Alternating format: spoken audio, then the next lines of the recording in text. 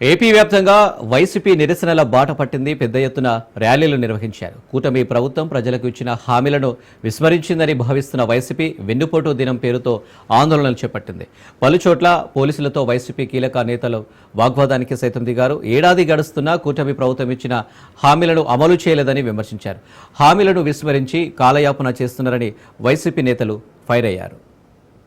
జనానికేమో పథకాలు ఇవ్వటానికి అప్పులు లేవంటాడు. ఆఖరికి చదువుకునేటువంటి పేద వర్గాలకి ఆ కులం ఈ కులం లేదు, ఏ కులమైనా పేద విద్యార్థికి సంవత్సర కాలంగా ఒక నయా పైసా ఫీజు రీయింబర్స్మెంట్ కాలేజీల్లో చెల్లించకపోవటం వల్ల ఇవాళ కాలేజీ యాజమాన్యాలన్నీ అమ్మా నాన్నల్ని వేధించి తల తాకట్టు పెట్టైనా నువ్వు ఫీజు కట్టమని చెప్పి ఒత్తిడి చేసి పరీక్షలు రాయనివ్వకపోతే మాట్లాడేవాడు ఒక్కళ్ళేడు. పవన్ కళ్యాణ్ మాట్లాడు, చంద్రబాబు మాట్లాడు, విద్యాశాఖ మంత్రి లోకేష్ కూడా నోరిప్పే పరిస్థితి లేదు. ఇవాళ వీళ్ళు దండుకు తింటం తప్పితే జనం సొమ్ముని దండుకోవటం, హైదరాబాద్ వెళ్ళి దాచుకుంటాకి ప్రత్యేక విమానాల్లో వెళ్తాం తప్పితే ఒక్కడంటే ఒక్కడ కూడా జనం కోసం ఆలోచించేటువంటి లేడు. ఒక్కడ లేకపోవటం, బ్రాందీ వ్యాపారంలో ఈ చెయ్యట్టని ఒక ఎమ్మెల్యే ఉన్నాడా అంటే ఎవడు ఒక్కడ కూడా, ఆఖరికి ఈ ఎమ్మెల్యేతో సహా ఎవడు బ్రాందీ వ్యాపారం వాసన చూడకుండా ఒక్కడ లేకపోవటం అనేది మన దౌర్భాగ్యం.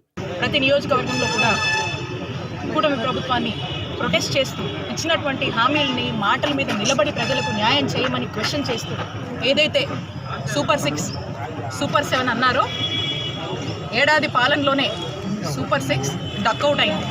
ఏడాది పాలనలోనే సూపర్ 6 సింగిల్ రన్స్ కూడా తీయట్లేదు. ఏడాది పాలనలోనే కూటమి ప్రభుత్వం జనాల్లో ఫేడ్ అవుట్ అయిందని చెప్పి స్పష్టంగా అర్థమవుతుంది.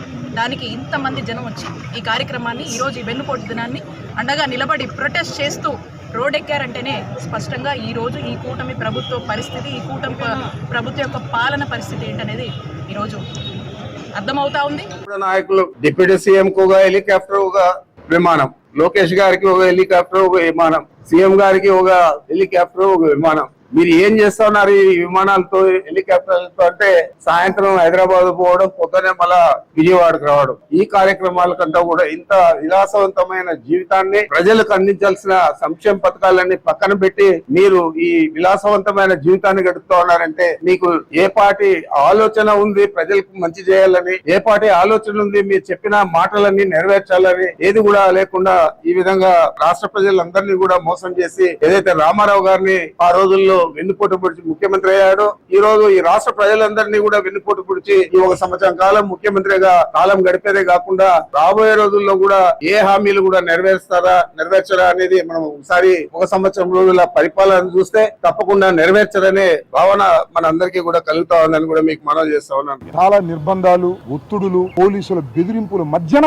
జరిగినటువంటి నిరసన ఇది. ఎవరైనా నా ఇంటికి వస్తుంటే వారి బైకులు తాళాలు తీసుకునేటువంటి ప్రయత్నం చేశారు. బయలుదేరి వస్తుంటే మమ్మల్ని ఆపి మాతో ఘర్షణ పడే పరిస్థితి తీసుకొచ్చారు. నేను ఒక్క విషయాన్ని చెప్తున్నా, మేమందరం, మరి ముఖ్యంగా నేను లా అబైడింగ్ సిటిజన్, చట్ట ప్రకారం వెళ్లేటటువంటి వ్యక్తిని. నిరసన తెలియజేసే క్రమంలో మా వారు తప్పు చేసినా నేను అంగీకరించాను. ఒక పద్ధతి ప్రకారం మేము ఏది అనుకున్నామో దాని ప్రకారం జరపాలని మేము అనుకుంటే మా ముక్కు గోగుతున్నారు, మాతో ఘర్షణ పడేటటువంటి పరిస్థితి తీసుకొస్తున్నారు. అందరు పోలీసులు కాదు, చంద్రబాబు చెంచాలు ఇక్కడ కొంతమంది ఉన్నారు, లోకేష్ చెంచాలు ఇక్కడ కొంతమంది ఉన్నారు. వాళ్ళు మాతో ఘర్షణ పడాలనేటువంటి ప్రయత్నం చేస్తున్నారు. We don't care. ఏం చేస్తారు మీరు? మమ్మల్ని అరెస్ట్ చేస్తారు, లోపలేస్తారు, అంతే కదా? లేకపోతే తెనాల్లో కొడతారా? ఏం చేస్తారు మీరు అడుగుతా ఉన్నా. మేము చట్టబద్ధంగా వెళుతున్నటువంటి వ్యక్తులం, ఈ రాష్ట్రాన్ని 5 సంవత్సరాలు పరిపాలించినటువంటి రాజకీయ పక్షానికి చెందినటువంటి వ్యక్తులం. మేము ఒక పద్ధతి ప్రకారం నిరసన ప్రజాస్వామ్యంలో తెలియపరుస్తూ ఉంటే ఈ రకమైనటువంటి ఒత్తిళ్లు, దుశ్చర్యలకు పోలీసులు కాకి బట్టలు వేసుకుని ప్రవర్తించడం సరైనటువంటి విధానం కాదని వారికి హెచ్చరిక చేస్తున్నాయని కూడా ఈ సందర్భంగానే మనవి చేస్తున్నాం.